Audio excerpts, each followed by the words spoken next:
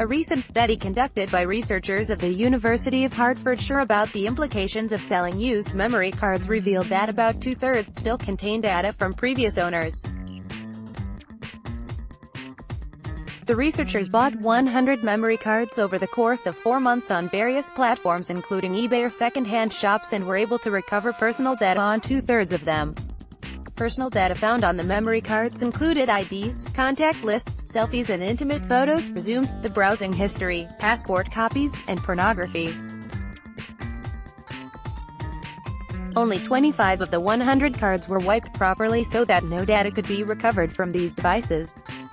A total of 36 devices were not wiped or formatted at all and 29 were formatted but data could still be recovered by the researchers. The remaining memory cards did not work, had no data present, or had data deleted manually, which meant it could be recovered. Used data that buyers recover from memory cards or hard drives can result in all kinds of issues for the previous owner. Possibilities include identity theft and impersonation, blackmail, or sharing of personal photos online. Most memory cards were used in smartphones and tablets, but some were used in digital cameras, drones, or navigational systems. No change in the past 10 years. TechRadar ran a similar story back in 2008.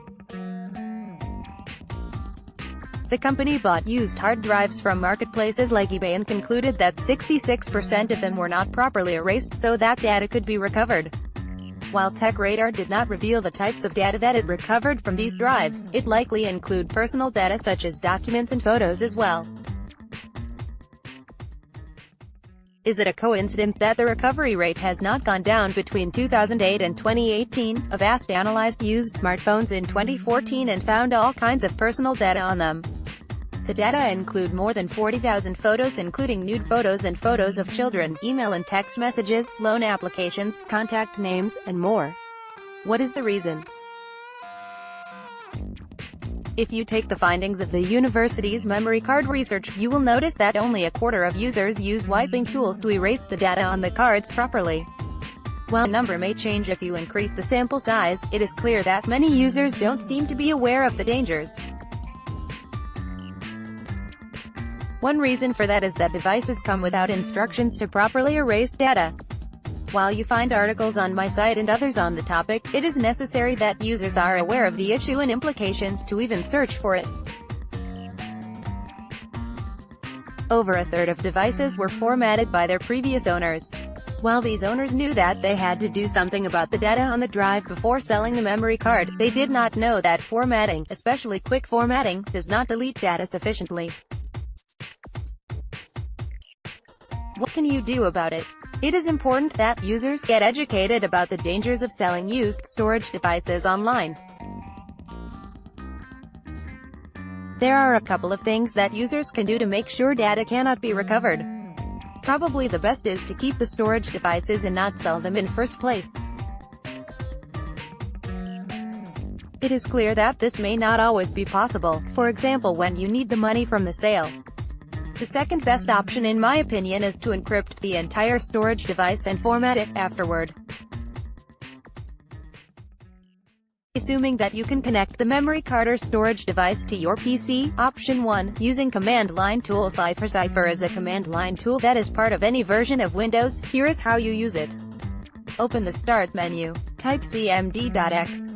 Right-click on the cmd.x item in the results list, and select Run as Administrator from the context menu. Open Windows Explorer, and check the drive letter of the memory card, hard drive you want to erase data on properly.